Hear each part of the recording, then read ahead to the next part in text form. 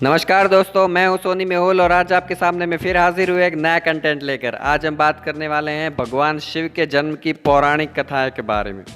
लेकिन अगर अब तक आपने मेरे चैनल को सब्सक्राइब नहीं किया है तो सब्सक्राइब करें, लाइक करें और पसंद आ जाए वीडियो तो बहुत ज़्यादा शेयर करें। तो आइए जानते हैं भगवान शिव के बारे में।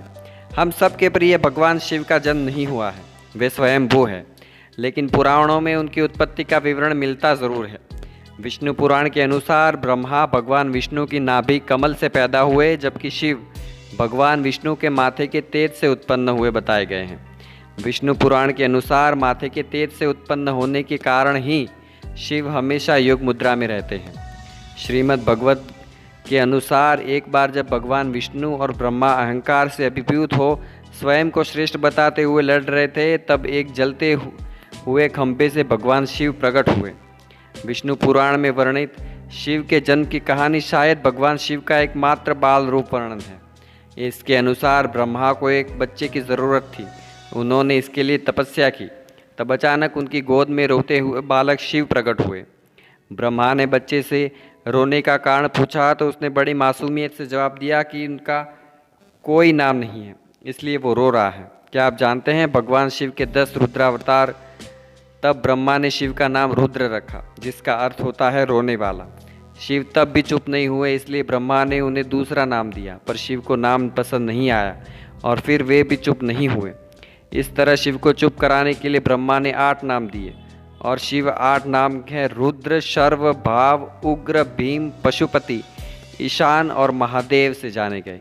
शिव पुराण के अनुसार ये नाम पृथ्वी पर लिखे गए थे। शिव के इस प्रकार ब्रह्मा पुत्र के रूप में जन्म लेने के पीछे भी विष्णु पुराण की एक पौराणिक कथा है। इसके अनुसार जब धरती, आकाश, पाताल समेत पूरा ब्रह्मांड जलमग्न था, तब ब्रह्मा, विष्णु और महेश के सिवा कोई भी देव या प्राणी नहीं था।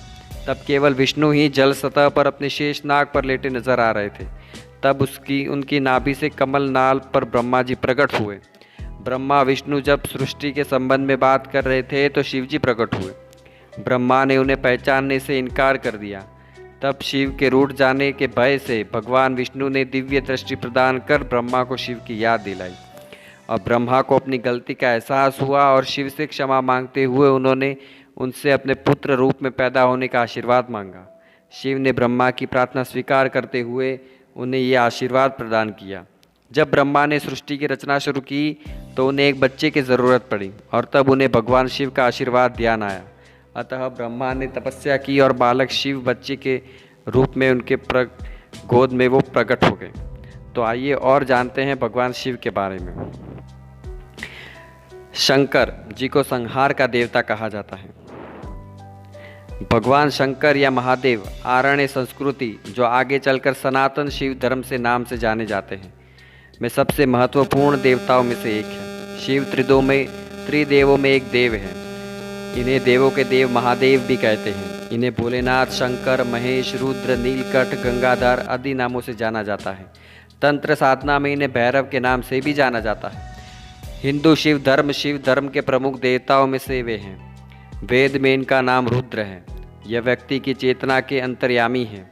इनकी अर्धांगिनी का नाम पार्वती है। इनके पुत्र कार्तिकेय, अयप्पा और गणेश है तथा पुत्रियाँ अशोक सुंदरी, ज्योति और मनसा देवी है। शिव अधिकतर चित्रों में योगी के रूप में देखे जाते हैं और उनकी पूजा शिवलिंग तथा मूर्ति दोनों के रूप में की जाती है। शिव के गले में नाग देवता विराजमान हैं और हाथों में डमरू और त्रिशूल लिए हुए हैं। कैलाश में उनका वास है। यह शैव मत के आधार है। इस मत में शिव के साथ शक्ति सर्व रूप में पूजित हैं। शिव जी को संहार का देवता कहा जाता है। शंकर जी सौम्य आकृति एवं रुद्र रूप दोनों के लिए विख्यात है। अन्य देवों से माना गया है कि सृष्टि की उत्पत्ति, स्थिति एवं संहार के अधिपति शिव है। त्रिदेवों में भगवान शिव संहार के देवता माने गए हैं। शिव अनादि तथा सृष्टि प्रक्रिया के आदि स्रोत हैं और यह काल महाकाल ही ज्योतिषशास्त्र के आधार है। शिव का अर्थ यद्यपि कल्याणकारी माना गया है, लेकिन वे हमेशा लय एवं प्रलय दोनों के लिए अधीन किए हुए हैं। रावण, शनि, कश्यप ऋषि आदि इनके भक्त हैं। शिव सभी को सम्मान दृष्टि से देखते हैं, इसलिए उन्हें महादेव कहा जाता है। शिव के कुछ प्रचलित नाम महाकाल, आदिदेव, किरात, शंकर, चंद्रशेखर, जटाधारी, नागनाथ, मृत्युंजय, त्रयंबक, महेश, विश्वेश, महारुद्र, विषधर, नीलकंठ, महाशिव, उमापति, काल भैरव, भूतनाथ, इवान्य, शशिभूषण, बहुत सारे हैं। भगवान शिव को रुद्र से नाम से जाना जाता है। रुद्र का अर्थ है रुद्र दूर करने वाला। रामायण में भगवान राम के कथन अनुसार शिव और राम में अंतर जानने वाला कभी भी भगवान शिव या भगवान राम का प्रिय नहीं हो सकता। शुक्ल यजुर्वेद संहिता के अंतर्गत रुद्र अष्टाध्याय के अनुसार सूर्य, इंद्र, विराट पुरुष, हरे, वृक्ष, अन्न, जल, वायु एवं मनुष्य के कल्याण के सभी हेतु भगवान शिव के ही स्वरूप हैं। भगवान सूर्य के रूप में वह शिव भगवान मनुष्यों के कर्मों को भली भांति निरीक्षण कर उन्हें वैसा ही फल देते हैं। आशय यह है कि संपूर्ण सृष्टि शिवमय है। मनुष्य अपने कर्मानुसार फल पाता है, अर्थात स्वस्थ बुद्धि वालों को वृष्टि, जल, अन्न आदि भगवान शिव प्रदान करते हैं और दुर्बुद्धि वालों को व्याधि, दुख एवं मृत्यु आदि का विधान भी शिवजी ही करते हैं। जिस प्रकार इस ब्रह्मांड का ना कोई अंत है, ना कोई छोर और न ही कोई शुरुआत, उसी प्रकार शिव अनादि है। संपूर्ण ब्रह्मांड शिव के अंदर समाया हुआ है। जब कुछ नहीं था तब भी शिव थे, जब कुछ न होगा तब भी शिव होंगे। शिव को महाकाल कहा जाता है, अर्थात समय। शिव अपने इस स्वरूप द्वारा पूर्ण सृष्टि का भरण पोषण करते हैं।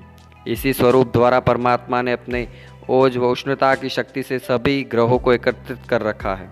परमात्मा का यह स्वरूप अत्यंत ही कल्याणकारी माना जाता है, क्योंकि पूर्ण सृष्टि का आधार इसी स्वरूप पर टिका हुआ है। पवित्र श्री देवी भागवत महापुराण में भगवान शंकर को तमोगुण बताया गया है। इसका प्रमाण भी देवी भागवत महापुराण अध्याय में मिलता है। पवित्र शिव पुराण एक लेख के अनुसार कैलाशपति शिवजी ने देवी आदिशक्ति और सदाशिव से कहे के ही मात ब्रह्मा तुम्हारी संतान है तथा विष्णु की उत्पत्ति भी आपसे ही हुई है, तो उनके बाद उत्पन्न होने वालों में भी आपकी संतान हुआ। ब्रह्मा और विष्णु सदाशिव के आधे अवतार है, परंतु कैलाशपति शिव सदाशिव के पूर्ण अवतार है। जैसे कृष्ण विष्णु के पूर्ण अवतार है, उसी प्रकार कैलाशपति शिव ओमकार सदाशिव के पूर्ण अवतार हैं।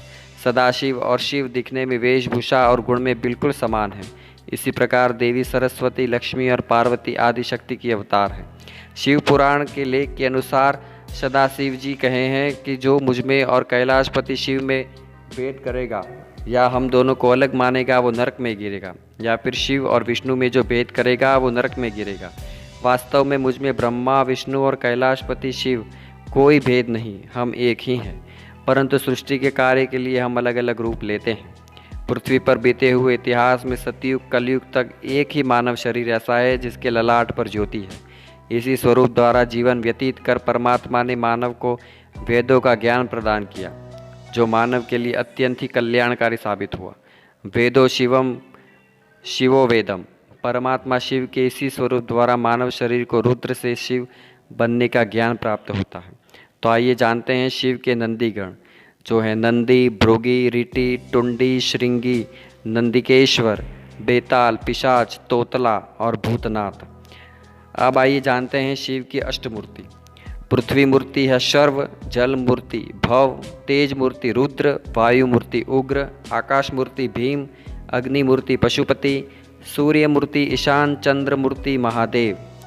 शिव में परस्पर विरोधी भावों का सामंजस्य देखने को मिलता है। शिव के मस्तक पर एक और चंद्र है तो दूसरी ओर महाविषधर सर्प उनके गले का हार है।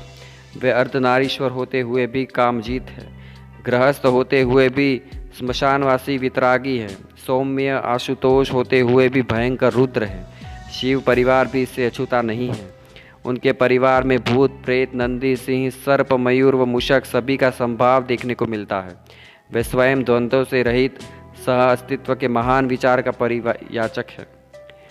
शिवरात्रि की पूजा रात्रि के चारों प्रहर में करनी चाहिए। शिव को बिलपत्र, पुष्प, चंदन का स्नान प्रिय है।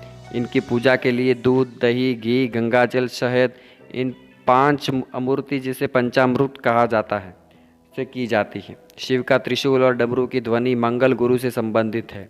चंद्रमा उनके मस्तक पर विराजमान होकर अपनी कांति से अनंताकाश में जटाधारी महामृत्युंजय को प्रसन्न रखता है, तो बुधादि ग्रह संभाव में सहायक बनते हैं। महामृत्युंजय मंत्र शिव आराधना का महामंत्र है। सावन सोमवार व्रत को काफ़ी फलदायी भी बताया जाता है। ऐसी मान्यता है कि इस व्रत को करने से भक्तों की सभी इच्छाएं पूरी हो जाती हैं। महाशिवरात्रि का व्रत अपनी मनोकामना पूर्ति के लिए करते हैं। इस व्रत को अलग अलग स्थानों पर अलग अलग विधि से मनाया जाता है, जिनमें बहुत सारी विधि होती हैं। तो आइए जानते हैं भगवान शिव के अनेक नाम। रुद्र, रुद्र से अभिप्राय जो दुखों का निर्माण व नाश करता है। पशुपतिनाथ, भगवान शिव को पशुपति इसलिए कहा जाता है क्योंकि वह पशु पक्षियों व जीव आत्माओं के स्वामी हैं। अर्धनारीश्वर, यानी शिव और शक्ति के मिलन से अर्धनारीश्वर नाम प्रचलित हुआ। महादेव, महादेव का अर्थ है महान ईश्वरीय शक्ति। भोलेनाथ, भोलेनाथ का अर्थ है कोमल हृदय, दयालु व आसानी से माफ करने वालों में अग्रणी। ये विश्वास किया जाता है कि भगवान शंकर आसानी से किसी पर भी प्रसन्न हो जाते हैं। लिंगम, पूरे ब्रह्मांड का प्रतीक है। और नटराज, नटराज को नृत्य का देवता मानते हैं क्योंकि भगवान शिव तांडव नृत्य के प्रेमी हैं। शिव शब्द का अर्थ शुभ, स्वाभिमानिक, अनुग्रहशील, सौम्य, दयालु, उदार, मैत्रीपूर्ण होता है। लोक व्युत्पत्ति में शिव की जड़ शी है, जिसका अर्थ है जिनमें सभी चीज़ें व्यापक हैं, और वाह इसका अर्थ है अनुग्रह के अवतार। ऋग्वेद में शिव शब्द का एक विशेषण के रूप में प्रयोग किया जाता है। रुद्रा सहित कई ऋग्वेदिक देवताओं के लिए एक विशेषण के रूप में शिव शब्द ने मुक्ति, अंतिम मुक्ति और शुभ व्यक्ति का भी अर्थ दिया है। इनमें विशेषण का प्रयोग विशेष रूप से साहित्य के वैदिक परतों में कई देवताओं को संबोधित करने हेतु किया गया है। अब आइए जानते हैं शिवरात्रि के बारे में। प्रत्येक मास की कृष्ण पक्ष की चतुर्दशी शिवरात्रि कहलाती है, लेकिन फाल्गुन कृष्ण चतुर्दशी महाशिवरात्रि कही जाती है। इस दिन शिवोपासना भक्ति एवं मुक्ति दोनों देने वाली मानी गई है, क्योंकि इसी दिन ब्रह्मा विष्णु ने शिवलिंग की पूजा सृष्टि में पहली बार की थी और महाशिवरात्रि के दिन ही भगवान शिव और माता पार्वती की शादी हुई थी। इसलिए भगवान शिव ने इन दिन को वरदान दिया था और यह दिन भगवान शिव का बहुत ही प्रिय दिन है महाशिवरात्रि का। माघ कृष्ण चतुर्दश्या मादि विदेवो महानिशि, शिवलिंग तर्योधृत कोटि सूर्य समप्रभ। भगवान शिव अर्धरात्रि में शिवलिंग रूप में प्रकट हुए थे, इसीलिए शिवरात्रि व्रत में अर्धरात्रि में रहने वाली चतुर्दशी ग्रहणी करनी चाहिए। कुछ विद्वान प्रदोष व्यापिनी त्रयोदशी विधवा चतुर्दशी शिवरात्रि व्रत में ग्रहण करते हैं। नारद संहिता में आया है कि जिस तिथि को अर्धरात्रि में फाल्गुन कृष्ण चतुर्दशी हो, उसी दिन शिवरात्रि करने से अश्वमेघ यज्ञ का फल मिलता है। जिस दिन प्रदोष व अर्धरात्रि में चतुर्दशी हो वह अति पुण्यदायी भी कहा जाता है। ईशान संहिता के अनुसार इस दिन ज्योतिर्लिंग का प्रादुर्भाव हुआ, जिससे शक्ति स्वरूपा पार्वती ने मानव सृष्टि का मार्ग प्रशस्त किया। और फाल्गुन कृष्ण चतुर्दशी को ही महाशिवरात्रि मनाने के पीछे का कारण है कि इस दिन क्षीण चंद्रमा के माध्यम से पृथ्वी पर अलौकिक लयात्मक शक्तियाँ आती हैं, जो जीवनी शक्ति में वृद्धि करती हैं। तो आइए अब जानते हैं महाशिवरात्रि के बारे में। महाशिवरात्रि हिंदुओं का प्रमुख त्यौहार है। भगवान शिव का यह प्रमुख पर्व फाल्गुन कृष्ण त्रयोदशी को शिवरात्रि पर्व मनाया जाता है। माता पार्वती के पति रूप के महादेव शिव को पाने के लिए दी गई तपस्या का फल महाशिवरात्रि है।